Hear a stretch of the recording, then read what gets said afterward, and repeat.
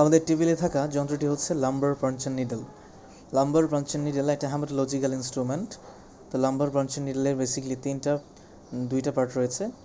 একটা হচ্ছে ট্রকার, ক্যানুলা, এবং যে তিন নম্বর পার্টটা হচ্ছে ক্যাপ। ট্রকার, ক্যানুলা এবং হচ্ছে ক্যাপ। লাম্বার পাঞ্চার নিডলের ইন্ডিকেশনগুলো হচ্ছে যেমন হচ্ছে আমাদের সেরেব্রোস্পাইনাল ফ্লুইড অ্যাসপিরেশনের ক্ষেত্রে আমরা ইউজ করছি, মাল্টিপল মাইলোমার ক্ষেত্রে ইউজ করছি, Guillain Barre syndrome, multiple fibrosis, multiple sclerosis, nervous system related ডিজিজগুলি এবং হচ্ছে স্পাইনাল কর্ড রিলেটেড ডিজিজগুলির ক্ষেত্রে ইনভেস্টিগেশনের ক্ষেত্রে আমরা লাম্বার পাঞ্চার করে থাকি।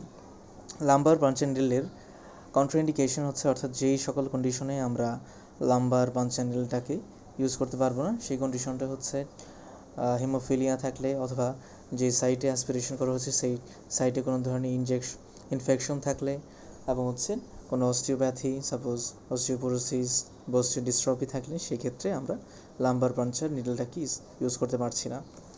লাম্বার পাঞ্চার নিডল আবিষ্কারের পর অনেকাংশেই এই নার্ভাস সিস্টেম রিলেটেড ডিসঅর্ডারগুলিকে আমরা ইনগলভ করতে পারছি, অর্থাৎ অ্যাসেস করতে পারছি।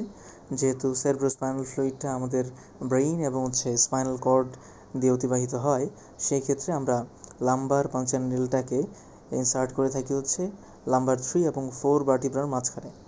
লাম্বার 3 এবং 4 ভার্টিব্রার মাঝখানে আমরা লাম্বার পাঞ্চার নিডলটাকে ইনসার্ট করে থাকি এবং সেখান থেকে আমরা ফ্লুইড কালেক্ট করি, এবং সেই ফ্লুইডটা আমরা কালচার করে দেখি বা হচ্ছে স্টেইনিং করে দেখি যে কোনো ধরনের অর্গানিজম আছে কিনা বা কোনো ডিজিজড কোনো মাইক্রোবস আছে কিনা।